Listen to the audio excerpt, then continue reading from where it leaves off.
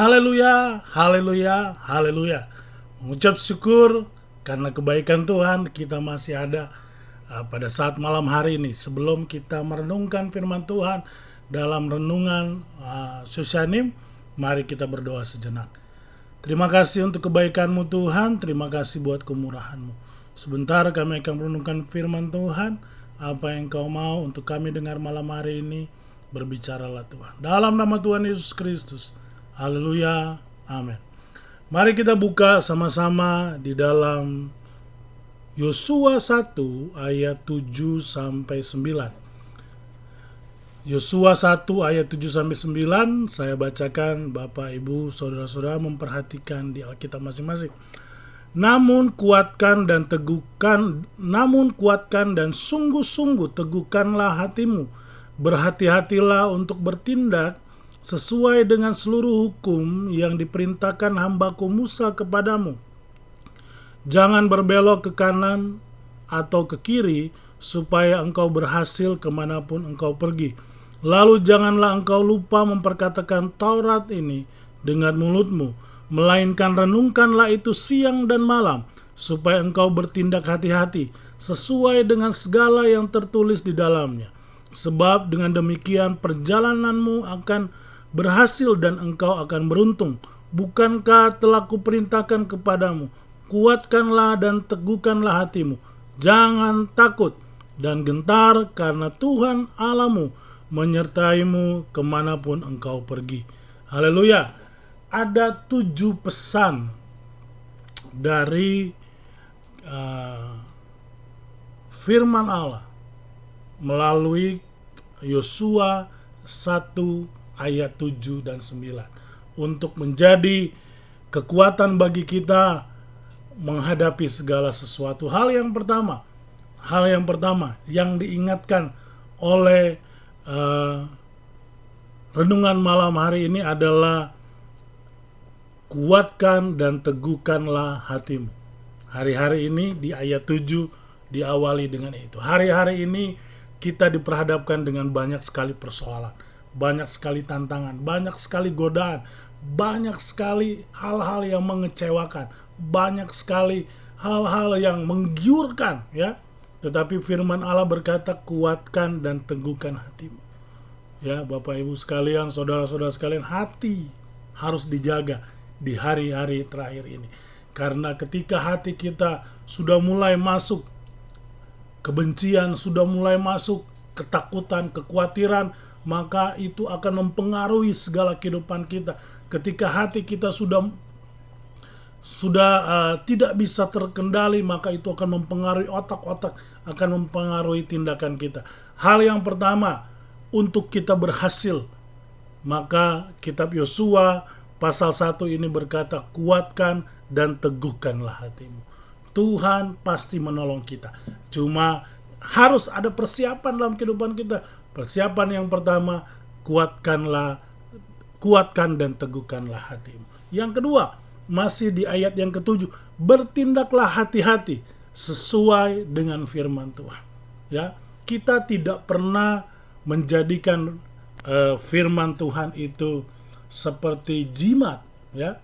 Ya, kalau kita nonton di film-film, Alkitab ditaruh di bawah bantal supaya kita tidak mimpi buruk gitu ya. Tetapi buat kita, orang-orang yang percaya, firman Tuhan itu bukan jimat, tetapi seperti patron, ya. Patron itu artinya patokan, teladan, penunjuk arah, kompas, ya. Ketika orang orang tersesat, maka kompas itu penunjuk jalan. Itulah firman Tuhan dalam kehidupan kita, seperti warning, seperti yang selalu membimbing kita, ya. Maka bertindaklah hati-hati sesuai firman Tuhan. Apa yang menjadi patokan dalam kita untuk menjalani hidup?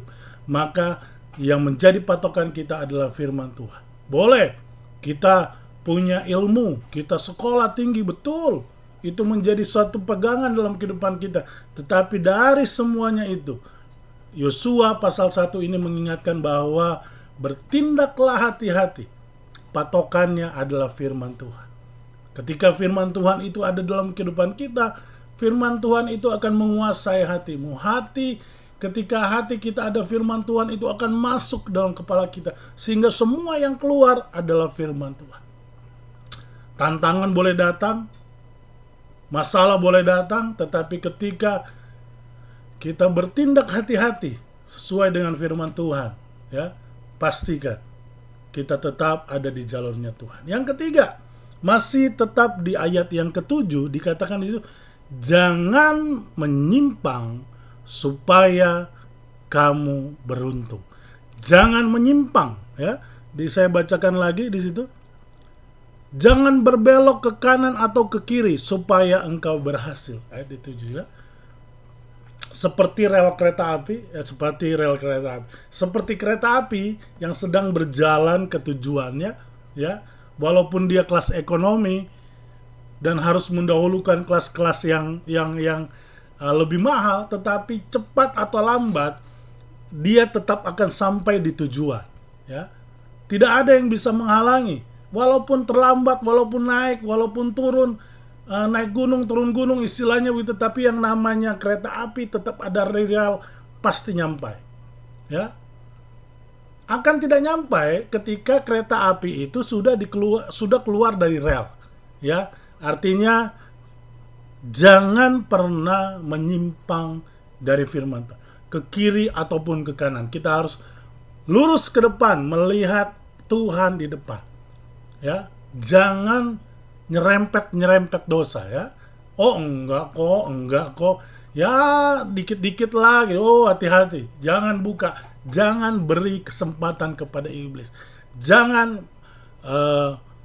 menyimpang ke kanan atau ke kiri supaya kita bisa beruntung. Ya, itu poin yang ketiga. Yang keempat ada di ayat 8 dikatakan itu, perkatakanlah firman. Bapak Ibu, perkataan kita itu adalah iman. Setiap yang keluar dari mulut kita itu adalah iman. Bahkan Alkitab berkata, perkataan kita itu penuh kuasa, maka katakanlah selalu tentang firman Tuhan. Saya selalu mengatakan dalam hidup saya ketika saya baca firman pagi-pagi, apapun yang saya dapat, apapun yang saya diberikan ayat pagi hari, ketika saya habis berdoa, saya lihat ayat yang diberikan Tuhan kepada saya imani itu sepanjang hari. Bahkan ketika ada di motor, saya ingat-ingat ayatnya, saya ucapkan ayatnya, dan segala sesuatu. Dan puji Tuhan, Tuhan selalu menolong. Jadi jangan lupa, dalam kehidupanmu, dimanapun kau berada, perkatakan firman Tuhan. Perkatakan firman Tuhan. Perkatakan firman Tuhan. Ya. Poin yang kelima dari Yosua pasal 1 ayat yang ke-8. Renungkanlah firman Tuhan, ya. Jadi ketika kita ada masalah, ketika kita ada tantangan, sebelum kita bisa berhati-hati atau bertindak hati-hati dengan firman, maka hal yang pertama, hal yang harus kita buat juga adalah mulailah merenungkan firman Tuhan. Bagaimana mungkin kita bisa bertindak hati-hati sesuai dengan firman kalau kita tidak pernah merenungkan? Bagaimana kita akan memperkatakan firman kalau kita tidak pernah merenungkan? Jadi poin berikutnya adalah renungkan. Ambil satu momen, maksud saya ambil satu hari, pilih jam yang tepat, yang tidak mengganggu, yang bisa konsentrasi, yang bisa merenungkan, untuk kita bisa membuka Alkitab dan kita merenungkan. Tidak perlu banyak-banyak, ya.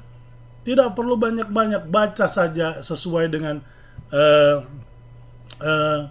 mungkin saudara pernah ada buku renungan harian, atau dari bahwa pendetahan suka memberikan renungan. Nah, dari situ patokan untuk kita bisa membaca Alkitab, ya. Jadi pastikan ada waktu dalam kehidupan kita untuk merenungkan firman Tuhan. Yang keenam, jangan takut dan gentar, ya. Jangan takut dan gentar. Ini hal yang penting juga. Ketika kita sudah takut dan gentar, maka sudah selesai, ya. Ya, walaupun belum berjalan, ketika kita sudah takut dan kita gentar, maka sudah selesai.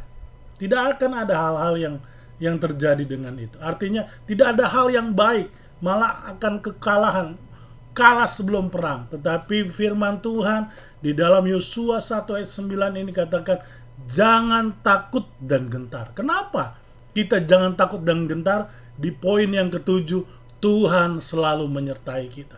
Malam hari ini kita diingatkan ada 7 pesan untuk kita bisa berhasil dalam kehidupan kita. Yosua 1 ayat 7 sampai 9. Pertama, kuatkan dan teguhkanlah hatimu.